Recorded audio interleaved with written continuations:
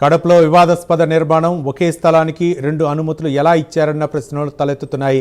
విద్యాశాఖ మార్టికేజ్లో ఉన్న స్థలానికి నిర్మాణ అనుమతులు ఇవ్వడంపై అనుమానాలు వ్యక్తమవుతున్నాయి. ఇప్పటికే వర్క్ స్టాపింగ్ ఆర్డర్తో పాటు కార్పొరేషన్ అధికారులు అనధికారిక నిర్మాణం అంటూ బోర్డు ఏర్పాటు చేశారు. అయినా నిర్మాణం కొనసాగడంపై చర్చ జరుగుతోంది. ఈ వ్యవహారం వెనుక అసలు కథేంటి, ప్లాన్ రద్దుకు అధికారులు ఎందుకు సిఫార్సు చేశారు? సిఎస్ఐ కాంపౌండ్లో జరుగుతున్న అక్రమ కట్టడాలపై అక్కడి నుండి మా ప్రతినిధి సుధీర్ మరింత సమాచారం అందిస్తారు.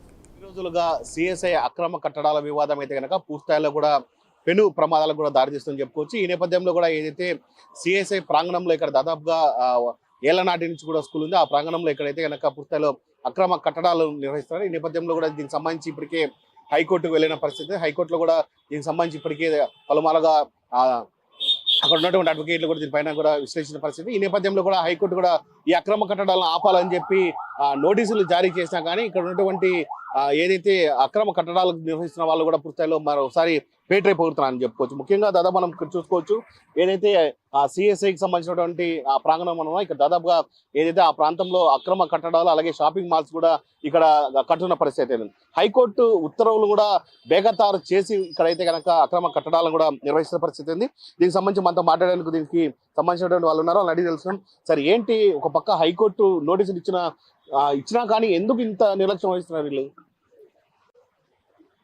వీరికి చట్టాల మీద, ప్రభుత్వం మీద, చివరకు హైకోర్టు ఉత్తర్వుల మీద కూడా గౌరవం లేదండి.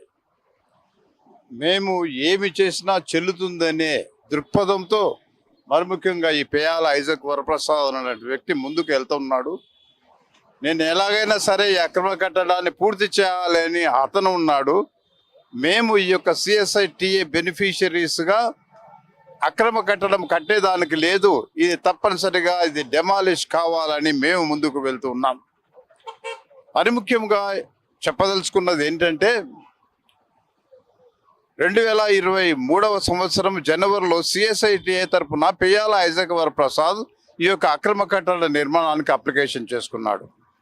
మరి అదే రోజు బడేకరే వెంకటేష్ వర్ణ అనున్నటువంటి అతను కూడా అప్లై చేసుకున్నాడు. ఆశ్చర్యం ఏంటంటే 2 అప్లికేషన్స్కు ఒకటే నంబర్ వచ్చింది. అది ఎలా వచ్చిందో మాకైతే అర్థం కావటం లేదు. మరి తర్వాత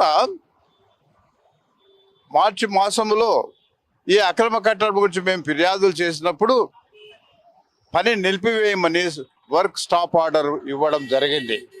ఇచ్చి అయ్యా ఈ లోపాలన్నీ ఉన్నాయి, దీనిని సరిచెయ్యి నువ్వు అని బిషప్ గారికి ఐజక్ వరప్రసాద్కు ఉత్తరం ఇచ్చినప్పుడు అతను ఈ రోజు వరకు కూడా ఇవ్వబడినటువంటి షార్ట్ ఫాల్స్ కంప్లై చేయలేదు. అనగా సిఎస్ఐటిఏ వారి అనుమతి చెత్తపుట్టలో వేయబడింది. కమిషన్ మున్సిపల్ కార్పొరేషన్ వాళ్ళే ఇచ్చినారు. ఇది అన్ఆథరైజ్డ్ కన్స్ట్రక్షన్ అని బోర్డు కూడా పెట్టారు. వారు పెట్టినటువంటి బోర్డును కూడా బిషప్ గారి కుమారుడు ఒక ఆయన ఉన్నాడు, ఆయన వచ్చి దానిని చించివేయడం కూడా జరిగింది. కాబట్టి తప్పనిసరిగా ప్రభుత్వం చొరవ తీసుకొని ఇప్పటికే సాయం చేస్తున్నారు, మేము కాదనటం లేదు. కలెక్టర్ గారైతేనేమి ప్రభుత్వ అధికారులు వారు చర్యలు తీసుకుంటూనే ఉన్నారు. కానీ ఆలస్యం కాకుండా త్వరలోనే చర్యలు తీసుకొని ఈ యొక్క అక్రమ కట్టడాన్ని కూల్చివేయాలని మరి మీడియా మిత్రుల ద్వారా నేను కోరుతున్నా. వందనాలు. అన్న, మీరు చెప్పండి, దాదాపుగా ఒక ప్రభుత్వ అధికారులు ఇక్కడికి వచ్చా కానీ ఈ అక్రమ కట్టదారులు కూడా కనీసం లోపలికి లేనియకుండా పూర్తిలో భయభ్రాంతులకు కూడా గురి చేస్తున్న పరిస్థితులు. అంటే ఇక్కడ అంత గూండాయిజం జరుగుతుంది అనుకోవచ్చా? ఒకప్పుడు కడప నగరం అంటే గనక కడప జిల్లా అంటే బాంబుల గడ్డ అని పేరు ఉండింది.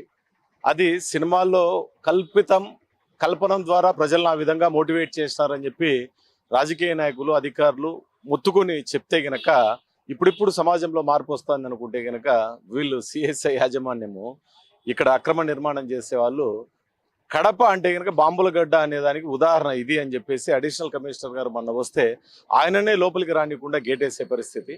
సో దీంట్లో ప్రధానంగా కలెక్టర్ గారికి ఒకటే విజ్ఞప్తి చేస్తున్నాను మీడియా ముఖంగా. సార్, కార్పొరేషన్ వాళ్ళు ఆల్రెడీ ఇది అనుమతి లేని కట్టడం అని చెప్పేసి ప్లాన్ రివొకేషన్కు తమరికి రికమెండ్ చేసిండారు.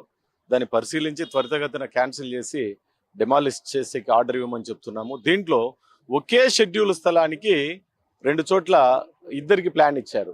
తర్వాత కార్పొరేషన్కు విఎల్టీ పే చేయలేదు, కూడా అధికారులు ఇచ్చినటువంటి ఒక పొరపాటునిచ్చినటువంటి ఒక పర్మిట్ను పెట్టుకొని వీళ్ళు అటు వ్యవస్థను ఏ విధంగా ఆడుకుంటున్నారు, డబ్బు ఉంటే ఏ విధంగా వ్యవస్థతో ఆడుకోవచ్చు అనే దానికి వీళ్ళ ప్రవర్తనే ఒక ఉదాహరణ.